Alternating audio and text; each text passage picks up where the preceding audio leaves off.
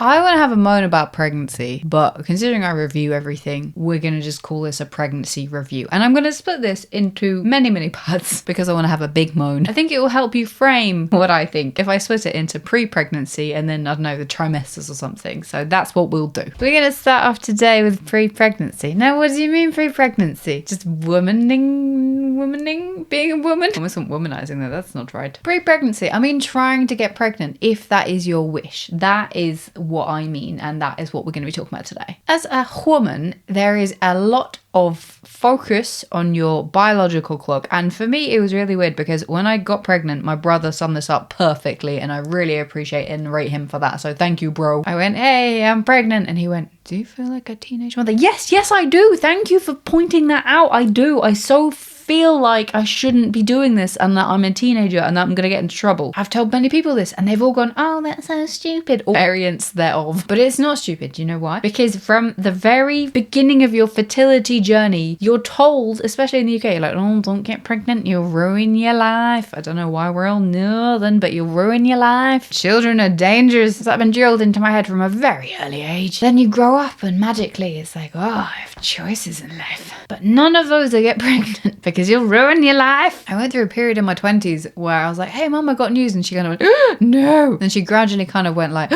do you? And I'm like, well, yeah, we're going traveling. And then she was like, no, don't do that. But yeah, I was in a really weird place with advertising because from about 25, I was getting a lot of female of a certain age adverts, and I probably fed into it somehow. I don't know how, probably by being a female and of a certain age. So I surprisingly know a fair amount about children, just spouting these adverts that have been targeting me for a long time. So I didn't feel the need to read up on it loads. And I didn't want to know. But anyway, at the time that I was trying to get pregnant, I was getting these clear blue adverts for both ends of the spectrum. They were hedging their bets. They were like, oh no, I'm pregnant, and also, oh, I'm finally pregnant. And that was a bit much. This is why, rightly or wrongly, I'm not massively worried about AI and the devices listening to me because they seem to really not be on the mark with the advertising. Like, I've just bought a product. Why are you showing me adverts for it? That is a waste of both of our time. Aside from the mind reshuffling that had to go on, it's really hard to get pregnant. They lie to us. And I, full disclosure, did not have any trouble getting pregnant, but it really felt like I did. Partly it was my fault because I was looking up stats, and if you don't get pregnant in the first 3 months of trying, then it only moves, I think it's 75% of people get pregnant in the first 3 months of trying, and then it only moves up to like 82%. Fact check those because I don't think they're quite right, but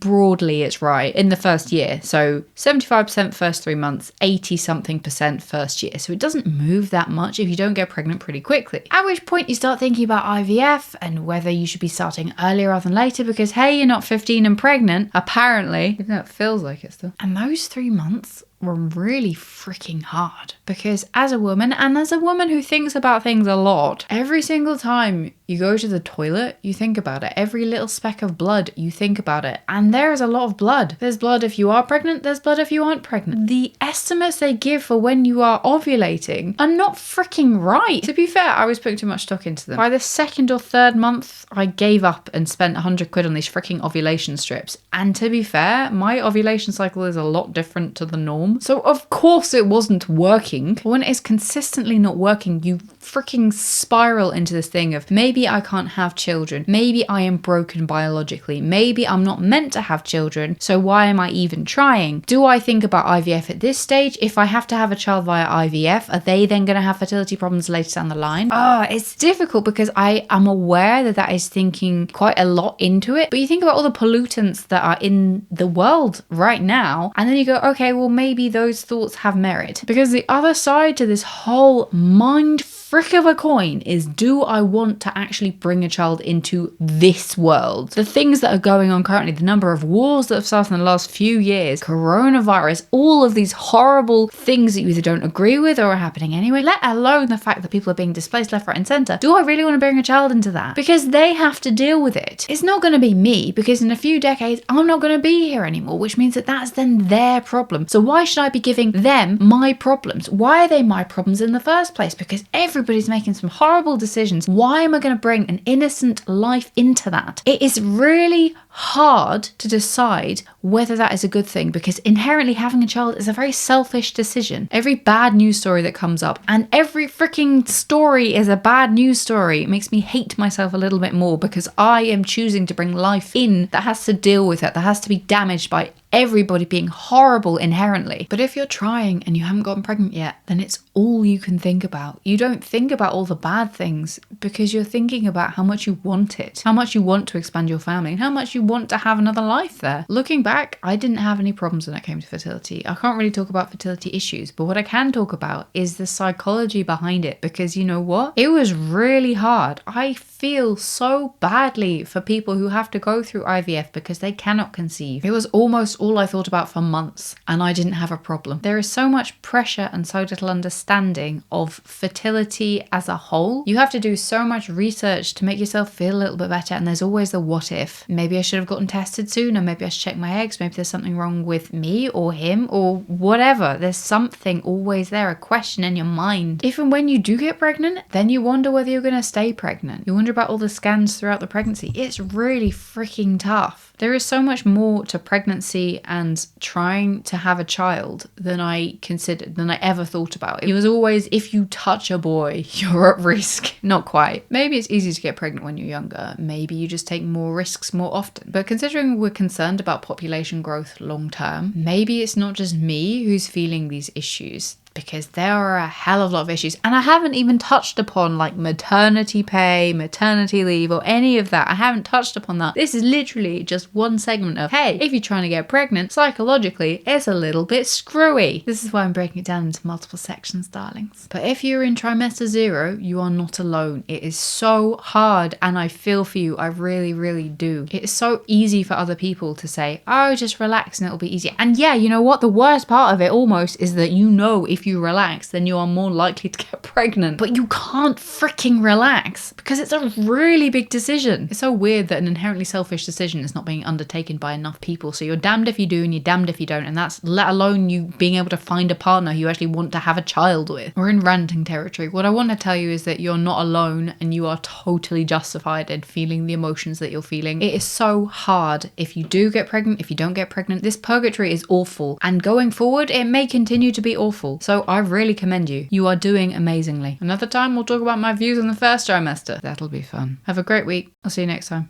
Bye.